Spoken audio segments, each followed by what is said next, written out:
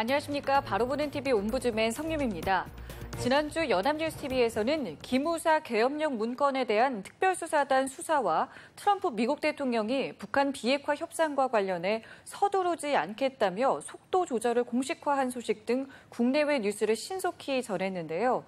오늘 연합뉴스TV를 말한다 시간에서는 오전 9시 뉴스, 뉴스 포커스, 뉴스 리뷰, 뉴스 워치를 중심으로 이재원 시청자 평가원이 모니터한 내용을 전해드리겠습니다.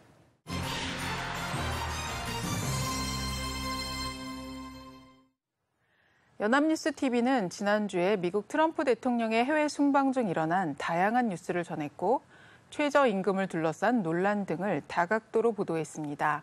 트럼프 대통령이 김정은 국무위원장의 친서를 공개하거나 러시아와 정상회담에 대한 기대치를 낮추는 등의 외교 행보를 북미 간 후속 회담이 원활하지 않은 상황을 돌파하기 위한 제스처로 해석하는 보도를 뉴스9와 뉴스포커스에서 잇따라 보도했습니다. 먼저 지난 7월 13일 뉴스9에서는 해외 순방 중인 도널드 트럼프 미국 대통령이 외교 문서인 김정은 위원장의 친서를 전격 공개한 배경을 워싱턴 특파원의 목소리로 전했습니다. 북미 간 후속 회담에 대한 미국 내 회의론을 정면 돌파하기 위한 카드라는 분석이라고 보도했습니다. 해당 보도는 트럼프 대통령의 트위터 내용, 나토 발언 등을 인용하며 트럼프 대통령이 김정은 위원장의 친서를 공개한 것은 북미 간 후속 대화를 이어가겠다는 뜻을 재확인한 것으로 해석된다고 설명하며 시청자들에게 친서 공개의 정치적 의미를 분석해 주었습니다. 해당 보도는 트럼프 대통령이 정상 간 친서를 일방적으로 트위터에 공개한 것은 이례적인 일이라고 설명하며 외교적 결례 소지를 무릅쓰고서라도 북미 정상 간 신뢰를 부각하겠다고 의미를 해설했습니다. 김 위원장의 친서 내용에 쓰인 표현, 트럼프 대통령이 친서를 공개한 시점 등을 다각도로 설명해 시청자들의 이해를 도왔습니다. 김 위원장이 대통령을 각하로 정중히 표현한 점이나 신뢰를 강조한 내용을 전하며 트럼프 대통령의 트위터 내용을 시각 자료로 제시했고 북대서양 조약기구 정상회의 등 해외 순방 도중 친서를 공개한 이유를 설명하며 트럼프 대통령이 폼페이오 국무장관에 대해 언급하는 영상도 삽입해 근거를 잘 제시했습니다. 다만 해당 보도는 친서 공개 직전 북미 관계에 대한 해설은 하지 않아 다소 아쉬웠습니다. 12일 판문점에서 예정되었던 북미 간 미군 유해 송환을 위한 실무회담이 북한의 불참으로 불발되었고 6, 7일 폼페이오 장관이 후속 협상을 위해 북한을 방문했지만 김 위원장을 만나지 못하는 등 북한의 비핵화 과정이 순탄하지 않은 맥락을 구체적으로 설명해 주었다면 좋았을 것입니다. 북미 회담 상황을 지속적으로 팔로우하지 못하는 시청자에게는 빈손 방북 회의론 돌파 카드라는 함축적 표현은 이해가 쉽지 않을 수 있기 때문입니다. 미국 특파원의 현지 보도인 만큼 트위터나 유럽에서의 영상에 더해 미국 현지 언론의 반응, 미국인과 교포 등의 시각도 담긴다면 보다 풍부한 보도가 되었을 것으로 여겨집니다.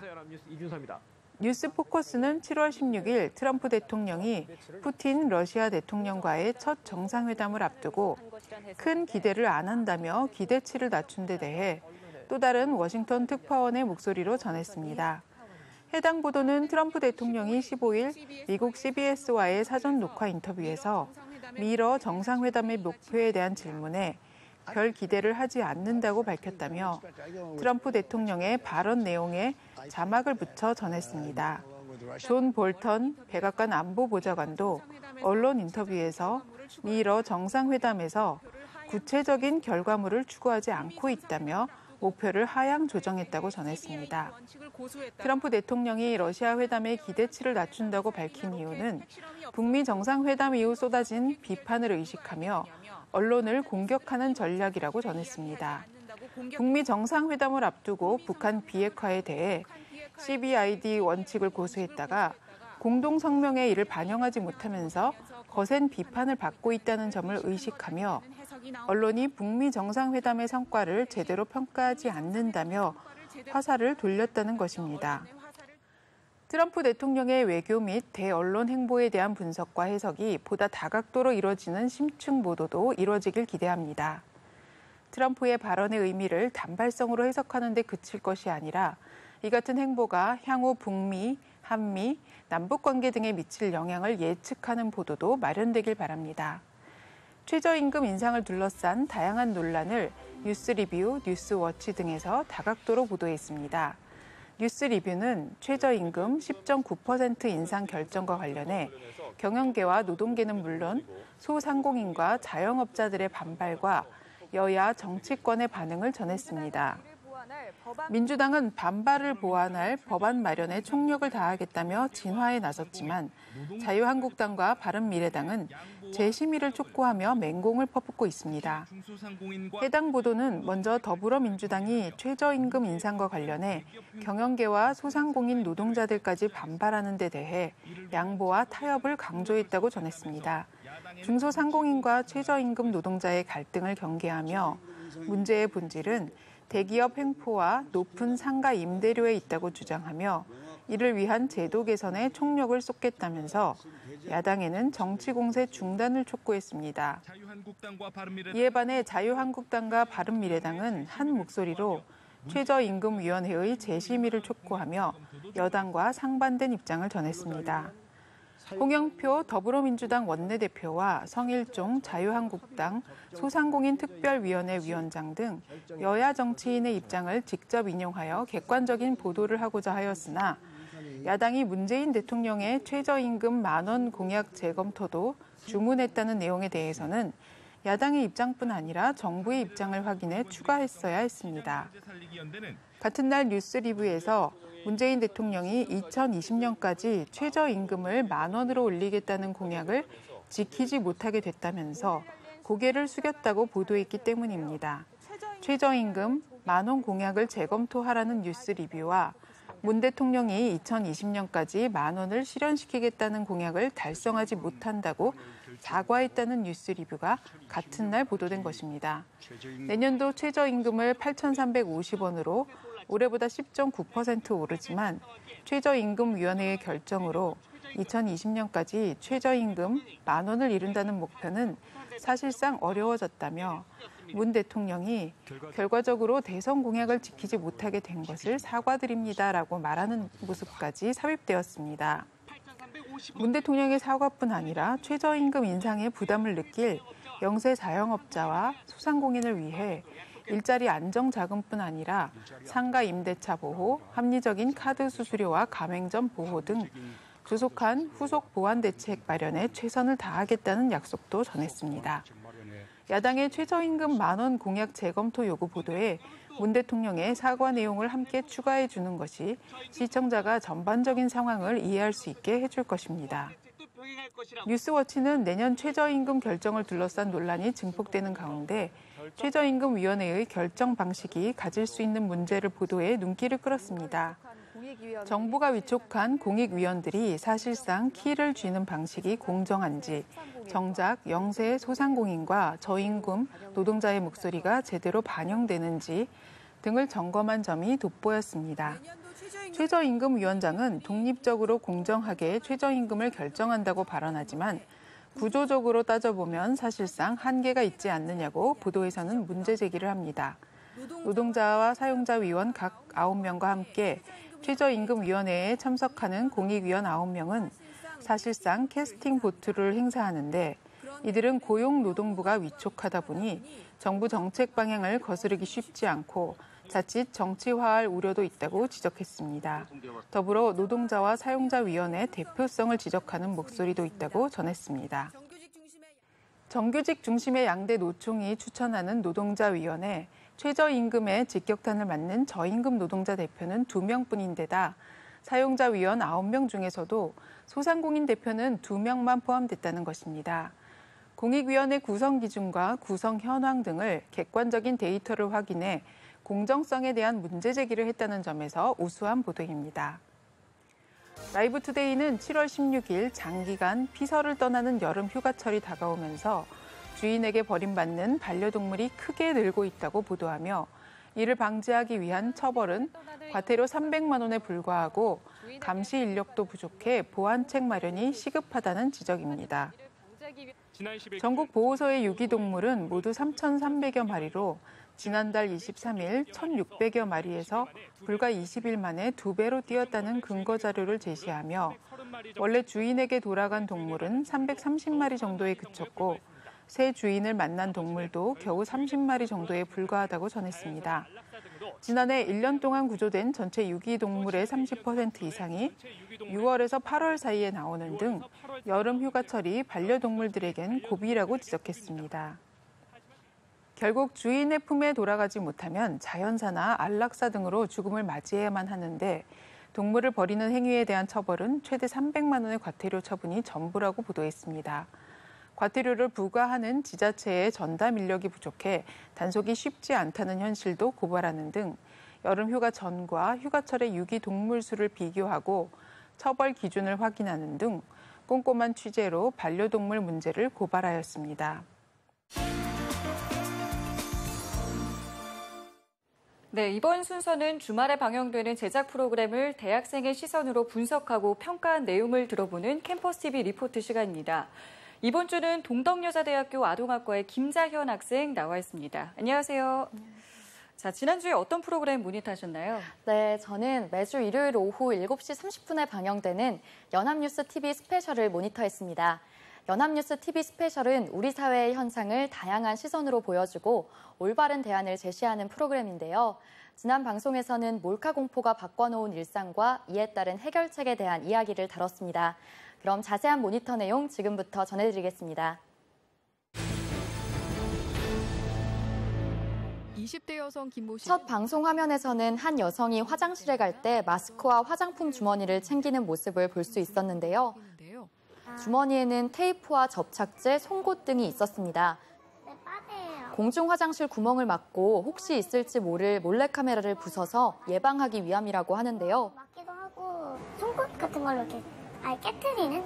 화장실뿐만 아니라 대중교통을 이용할 때 계단을 오를 때도 몰카의 위험을 느낀다고 합니다. 스마트폰이 나를 향하고 있지는 않은지 수시로 확인하는데요. 노트북에 장착된 웹캠과 핸드폰 카메라도 안심할 수 없어서 카메라를 가려둔다고 하는데요.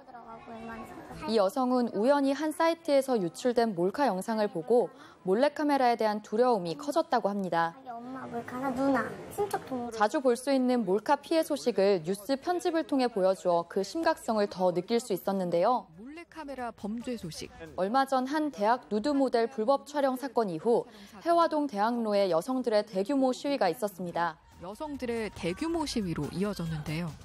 정부는 대책으로 몰카와의 전쟁을 선포하고 사람들이 가장 두려워하는 화장실 몰카 근절을 위해 공중 화장실 5만 곳을 주 1회 이상 점검하기로 했다고 합니다. 화장실 5만 곳을 주 1회 이상 점검하기로 했습니다. 여름 휴가철이 되면 해수욕장 인근 경찰들도 분주해진다고 하는데요. 부산광역시 해운대경찰서는 공중 화장실과 탈의실 등 몰카 피해를 줄이기 위해 단속을 강화하고 있다고 합니다. 정확한 점검을 위해 불을 끈 상태에서 구석구석 렌즈 탐지기로 빛을 쏴서 렌즈가 있는 곳을 파악하거나 전자기기에서 발생하는 전파 탐지 방식으로 몰래카메라를 단속한다는데요. 간이 샤워실도 점검 공간이라고 합니다. 또한 대학가나 지자체에도 자체적으로 화장실을 점검하는 일도 늘고 있는데요. 아직까지 카메라가 발견된 적은 없다고 합니다. 사람들은 여전히 불안하다는 반응입니다. 일각에서는 화장실 몰카 불안은 과장된 것이라는 주장도 있다고 하는데요. 몰래카메라를 판매하는 업체에서의 주장을 들을 수 있었습니다. 걔도 설치 못해요. 그럼 걔도 설치비가 50만 달라고 해요, 그거는. 안 되는 거예요, 그거. 안 되는, 말이 안 되는 얘기예요. 또한 몰래카메라 전문 탐지 업체를 찾아가 봤는데요. 몰카 현장에서 수거된 위장 카메라를 볼 수 있었습니다. 거리로 위장하거나 테이크아웃 커피컵 내부에 카메라를 숨긴 것이 적발되기도 했는데요. 다행히 공중 화장실에 몰카 설치는 거의 불가능하다는 게 전문가 소견이었습니다. 이 몰카가 작동이 되려면은 전기가 들어가야 되고 그리고 메모리 회로가 들어가야 됩니다. 모든 걸 넣기에는 그 공간이 협소하다는 거예요. 하지만 수영장이나 공원 같은 경우 안심할 수 없다고 하는데요. 작은 구멍보다는 스마트폰을 이용한 불법 촬영이 많고 평소 보지 못한 물건이 화장실에 놓여 있는 경우도 의심해 봐야 한다고 합니다. 이 때문에 공중 화장실보다 개인 사업장의 화장실을 확인해 봐야 한다는 목소리가 높다고 하는데요. 그러나 업주들의 동의가 있어야 하는 부분이어서 실행은 어렵다고 합니다. 업주들이 이제 동의를 해야 그와 같은 이제 검색을 할 수 있는 것인데 그것까지는 사실은 이처럼 불법 촬영이 늘어난 이유는 스마트 기기의 증가와 함께 크게 증가했다고 하는데요. 2012년 2천여 건이었던 불법 촬영 적발 건수는 스마트폰 보급 시기와 함께 2017년 3배 가까이 급증하는 모습을 그래프로 자세히 보여주었습니다. 스마트폰 보급 시기와 일치합니다. 또한 위장 카메라가 아무런 제재 없이 팔리고 있다는 것도 문제인데요. 지난해 국감에서는 이런 문제를 알리기 위해 진선미 의원이 물병 위장 카메라를 보여주며 위장 카메라에 대한 사전 등록제 개정안을 냈다고 합니다. 이런 불법 촬영된 영상은 시장이 형성돼 있는 게 큰 문제라고 하는데요. 또 분명히 있는 것입니다. 즉 상업적인 수익 구조도 이와 같은 범죄를 증가시키는 숨은 요인이다. 불법 촬영물 유통 플랫폼이 막대한 수익을 가져가는 것을 막기 위해 정부는 음란 사이트 운영자와 헤비 업로더를 집중 단속하기로 했다고 합니다. 단속한다는 방침입니다. 피해자들에게는 불법 촬영 영상이 유출되는 2차 피해가 더 큰 문제라고 하는데요. 실제 누드 모델로 일하면서 불법 촬영 피해를 입은 여성은 유출에 대한 두려움을 호소했습니다. 못할 뿐이지. 지금 현재는 제가 이 일을 잠깐 쉬고 있거든요. 한 번 유출된 영상은 피해자가 직접 삭제하기 어렵고 사설 업체 비용도 막대하며 완전한 삭제는 기대할 수 없다고 합니다. 완전한 삭제도 기대할 수 없는데. 그래서 지난 4월 정부에서는 불법 촬영 피해자에게 피해 상담과 삭제 지원, 법률 서비스를 연계해주는 디지털 성범죄 지원센터가 문을 열었는데요. 이곳을 찾는 피해자 대다수가 불법 영상 삭제를 원한다고 합니다. 삭제를 원하시고 계십니다. 이곳에서는 각 사이트에 삭제 요청을 하고 해외 사이트의 경우 방송통신심의위원회에 요청하는 방식으로 영상을 삭제한다고 하는데요. 해외 사이트의 경우 삭제가 어렵다고 합니다. 실은 해외 사이트가 그렇게 쉽지는 않습니다. 온라인으로 이곳에 영상 삭제를 요청하면 6개월간 삭제 지원 후 3년간 사후 모니터링까지 해주지만 문제는 인터넷 특성상 언제 영상이 다시 올라올지 알 수 없다는 것이라고 합니다. 또한 경찰에서는 접수된 영상에 대해서만 사건 처리를 하고 영상을 찾거나 삭제해주지는 않아서 피해자들은 고소하기보다는 삭제 요청을 하는데 그치는 경우가 많다고 합니다. 불법 촬영은 5년 이하의 징역이나 1,000만 원 이하의 벌금을 물 수 있는 성폭력 범죄지만 이것을 단순한 재미로 여기는 인식이 문제라고 하는데요. 바꿔나가야 하는데요. 이용혁 교수는 가해자는 재미였을지 몰라도 피해자 입장에서는 사회생활에 치명적일 수 있음을 강조했습니다. 완전히 침해되고 정부는 올해 9월부터 영상 삭제 비용을 가해자에게 청구하고 불법 촬영 유포자를 징역형으로만 처벌하는 법률 개정을 추진 중이라고 합니다. 법률 개정을 추진 중입니다. 불법 촬영은 사후 대책보다 장난으로 치부하고 소비하는 문화를 바로잡아 예방하는 것이 중요하다고 합니다. 문화부터 바로잡아야 하는데요. 마지막으로 불법 촬영이 중차대한 성범죄라는 인식을 가져야 한다는 말이 특히 공감 갔습니다. 폭력 범죄입니다. 네, 모니터 내용 잘 봤습니다. 김자연 학생도 지금 여대를 다니고 있기 때문에 이런 논란이 좀 익숙할 것 같은데요. 몰카와 관련해서 여러 가지 문제점 가운데 어느 부분이 가장 큰 문제라고 생각을 하나요? 네, 저는 인식의 문제가 가장 큰 문제라고 생각합니다. 피해자에게는 끔찍한 기억으로 남음에도 불구하고 가해자는 단순한 장난으로 치부하고 몰카를 대수롭지 않은 일로 여기는 가해자 위주의 인식이 변화돼야 한다고 생각합니다.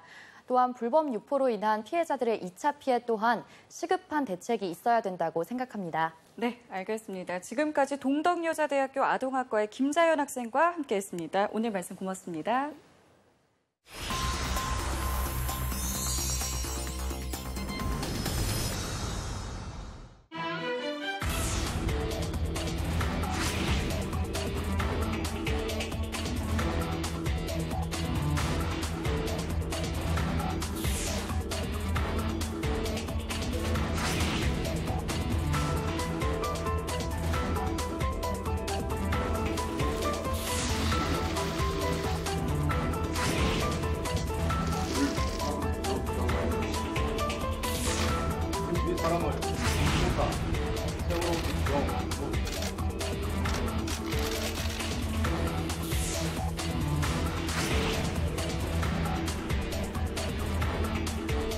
기무사의 계엄령 문건과 관련해 국방부, 기무사와 각 부대 사이에 오고 간 모든 문서와 보고를 대통령에게 즉시 제출할 것을 지시했습니다.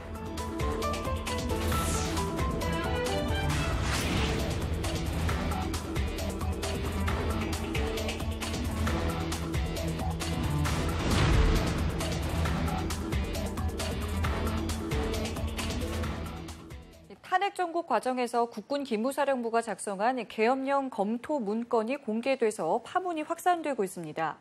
이른바 계엄령 검토 문건을 두고 여야 정치권의 공방이 계속되는 가운데 이 특별수사단이 본격적으로 수사에 착수를 했는데요. 오늘 TV와 비평 시간에는 이 기무사 계엄령 검토 문건 파문에 대해서 우리 언론에서는 어떻게 보도하고 있는지 자세히 알아보도록 하겠습니다. 명지대학교 디지털미디어학과의 최선규 교수 자리하셨습니다. 안녕하세요. 안녕하세요. 자, 먼저 이 국군 기무사령부의 창설 배경과 역할을 먼저 짚어주시고요. 또 이번 기무사 문건에 담긴 내용, 또 여기에 대한 정치권의 반응도 궁금한데요. 네, 국군 기무사령부는 국방부 직할부대로서 군사정보의 수집 및 보안, 방첩 업무를 수행합니다. 1948년 창설된 조선경비대 육군정보국 정보처 특별조사과가 모체로서 1977년 육군보안사령부, 해군의 방첩대, 공군의 특별수사대가 국군보안사령부로 통합됐습니다. 보안사는 12.12 군사반란 관여 및 정치 개입, 민간인 사찰 등으로 논란을 빚다가 1991년 국군 기무사령부로 개칭됐습니다. 더불어민주당의 이철희 의원이 지난 5일 언론에 공개한 전시 개헌 및 합수 업무 수행 방안이라는 제목의 문건은 헌법재판소의 탄핵 심판 선고를 앞둔 당시에 현상을 진단하고 비상조치의 유형, 위수령의 발령, 계엄의 선포, 향후 조치 등의 총 5개 부분으로 구성되어 있습니다. 문건은 현상 진단에서 탄핵 심판의 선고 이후에 촛불, 태극기 집회 등 시위 악화로 국정 혼란이 가중될 경우 국가 안보에 위기가 초래될 수 있어 군 차원의 대비가 기묘하다고 전망했습니다. 비상조치 유형에서는 위수령과 계엄령의 차이를 비교한 후 국민들의 계엄에 대한 부정적 인식을 고려해서 초기에는 위수령을 발령해 대응하고 상황이 악화되면 계엄을 시행하는 검토하는 방안을 제시했습니다. 시민단체인 군인권센터가 공개한 문건에서는 첨부자료로 계엄 시행 시에 서울 시내의 주요 시설과 전국에 배치할 병력 편성안이 제시되어 있습니다. 여야는 기무사의 계엄령 검토 문건에 대해 상반된 반응을 내놨습니다. 지난 10일 더불어민주당은 촛불 집회 참석자를 종북 세력, 잠재적 폭도로 규정하고 상황별 시나리오에 따른 매우 구체적이고 노골적인 계엄 계획까지 세운 것은 군이 위험천만한 의도나 목적을 가졌던 것으로 의심할 수밖에 없다면서 비판했다고 뉴시스는 보도했습니다.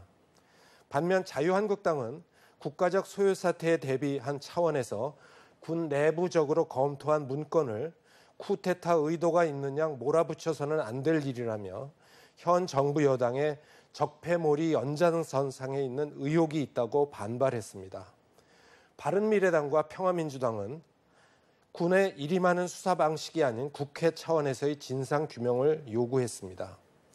한편 문재인 대통령은 지난 16일 기무사의 계엄령 문건과 관련해 국방부 기무사와 각 부대 사이에 오고 간 모든 문서와 보고를 대통령에게 즉시 제출할 것을 지시했습니다. 문재인 대통령은 계엄령 문건에 대한 수사는 국방부의 특별수사단에서 엄정하게 수사를 하겠지만 이와 별도로 대통령은 군 통수권자로서 실제 무슨 일이 벌어졌는지, 계엄령 문건이 실행까지 준비가 되었는지 등을 확인할 필요가 있다면서 이같이 지시했습니다. 네, 지금 짚어주신 것처럼 이 문건이 누구의 지시로 작성이 됐고 또 정말 실행 의도가 있었는지 여부가 지금 논란의 핵심인데요. 여기에 대해서 보수 진보 언론은 어떻게 보도를 하고 있습니까? 네, 기무사의 계엄령 검토 문건을 언론에 공개한 더불어민주당의 이철희 의원은 지난 6일 교통방송의 뉴스공장 인터뷰에 출연해서 문건을 만든 기무사는 탄핵이 기각될 것으로 예상했다면서 탄핵이 기각되면 촛불 시위가 더 격렬해질 테니까 군대가 위수령, 계엄령을 발동하여 모든 정부 부처를 장악하는 계획을 세운 것이라고 말했습니다. 김어준 앵커는 기무사 문건이 탄핵 기각을 확신했던 청와대와 교감이 있었던 것이라고 주장했습니다. 한겨레 신문은 지난 11월자 사설에서 기무사 문건은 5.16 쿠데타부터 시작된 군의 정치 개입 전례를 떠올리게 한다는 점에서 국기문란 행위에 가깝다면서 시민들이 광화문 광장에서 평화적 촛불 시위를 할 때 기무사는 이를 유혈 진압하고 정부 언론을 장악하는 친위 쿠데타 시나리오를 만들었다는 게 이번 사안의 핵심이라면서 문건 작성을 지시하고 검토하고 보고받은 이들을 밝혀내 책임 소재를 따져야 한다고 주장했습니다. 반면 동아일보는 지난 9일자 사설에서 문건은 촛불 집회와 태극기 집회 참여자들이 탄핵 결정 내용에 불복해서 청와대와 헌법재판소에 화염병을 던지고 과격 시위를 벌이는 상황에 대비한 것이라며 그런데도 촛불 집회만 겨냥한 촛불 진압 실행 계획으로 몰고 가는 것은 무리라면서 정보기술 선진국인 대한민국에서는 쿠데타는 구시대의 유물이나 다름없다. 설사 그런 시도를 하더라도 휴대전화와 인터넷으로 소통하는 국민이 용납하지 않을 것이다 라고 하고 군이 최악의 상황에 대비한 것인지 촛불 진압 후에 쿠데타 시나리오를 만들 것인지는 조사해보면 밝혀질 것이다. 성급하게 논란을 부추길 일은 아니다라고 주장했습니다. 이런 가운데 MBC는 지난 16일 정부 고위 관계자의 말을 인용해서 현재 미국에 머무르는 조현천 전 기무사 사령관이 최근 지인과의 전화통화에서 계엄령 검토 문건은 자신이 작성하라고 지시한 것이며 조만간 귀국해 특별조사단 조사를 받겠다고 전했습니다. 문건 작성이 윗선의 지시가 아닌 전적으로 자신의 판단하에 이루어졌다는 뜻으로 풀이됩니다. 네. 자, 그리고 이 문건을 보고받고도 즉시 조치를 취하지 않았던 송영무 국방장관의 어떤 대처, 또 현 정부의 인지 시점과 인지 여부에 대한 논란도 불거지고 있는 상황인데요. 여기에 대해서 진보 보수 언론은 어떻게 또 보도를 하고 있습니까? 네. 청와대가 국군 기무사령부 위수령 계엄 문건을 뒤늦게 문제 삼은 배경에 대해 의문이 증폭되고 있습니다. 청와대는 사안의 심각성을 최근에야 확인한 것이라고 했지만 청와대가 관련 문건을 인지할 수 있었던 정황이 있는 데다 문제를 삼는 과정도 위법 논란이 제기될 정도로 무리수를 뒀기 때문입니다.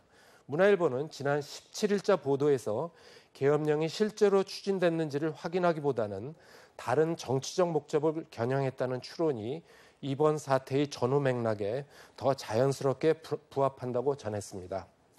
청와대 관계자는 4월 30일에 열린 기무사 개혁 관련 회의에서 임종석 실장, 조국 민정수석 등이 참석했고 송영무 국방장관은 기무사 정치 개입의 사례의 하나로 해당 문건의 내용을 언급했지만 임종석 실장은 많은 사례 중 하나였기 때문에 흘려봤다는 해명을 했습니다. 그렇지만 일각에서는 여전히 의문을 제기하는 시각이 있습니다. 청와대의 해명을 받아들이더라도 6월 28일 문건을 보고받고 7월 10일 대통령의 독립수사단 지시까지 시일차가 있기 때문입니다. 군 내부의 인적 물갈이 등을 염두에 두고 지금에야 문제를 삼는다는 의혹이 나오는 이유입니다. 다른 청와대 관계자는 다른 의도는 전혀 없다. 문 대통령도 무슨 일이 일어났는지 사실관계를 정확하게 파악했다는 것이라고 문화일보는 보도했습니다. 네. 자, 이 같은 일련의 상황이 불거지면서 이제 기무사의 고강도 개혁이 필요하다라는 목소리가 커지고 있습니다. 의혹이 규명되고 개혁이 이루어지기까지 우리 언론은 어떤 역할을 해야 할까요? 네. 현재 공개된 기무사 문건에는 탄핵 선고 이후에 시위가 격화되어 국가 혼란이 발생할 경우 위수령과 계엄령을 발동하고 계엄 시에 병력 편성안이 제시되어 있습니다. 기무사 문건에서 현재 문제가 되고 있는 것은 시민단체인 군인권센터가 공개한 문건에 첨부되어 있는 계엄 임무 수행 병력 편성안이 책상머리에서 짠 계획인지 아니면 실제로 실행할 예정이었는지의 여부입니다. 문재인 대통령은 독립수사단에 이를 수사할 것을 지시했고 더 나아가 문건에 언급된 관련 군부대에 계엄령에 관해 보유하고 있는 모든 서류와 보고를 청와대로 제출할 것을 지시했습니다. 계엄령을 실제로 실행할 계획이 있었는지, 그것을 통해 소위 친위 쿠데타의 의도가 있었는지는 앞으로 독립수사단의 수사와 청와대의 조사를 통해 밝혀질 것입니다. 기무사 문건은 촛불 집회를 진압의 대상으로 삼은 것이 아닙니다. 탄핵 기각이든 인용이든 이에 불복하여 시위가 과격하게 벌어져 생기는 국가 위기 상황을 가정하고 있습니다. 언론은 사실에 근거하지 않은 추측 보도나 선정적 보도를 지양해야 할 것입니다. 네, 알겠습니다. 지금까지 명지대학교 디지털 미디어학과의 최선교 교수와 함께했습니다. 오늘 말씀 고맙습니다. 네, 옴부즈맨 제작진은 시청자 여러분의 다양하고 소중한 의견을 기다립니다. 방송을 보고 느낀 소감을 연합뉴스TV 홈페이지 시청자 게시판이나 SNS로 보내주시기 바랍니다. 저희는 다음 주에 다시 찾아뵙겠습니다. 시청자 여러분 고맙습니다.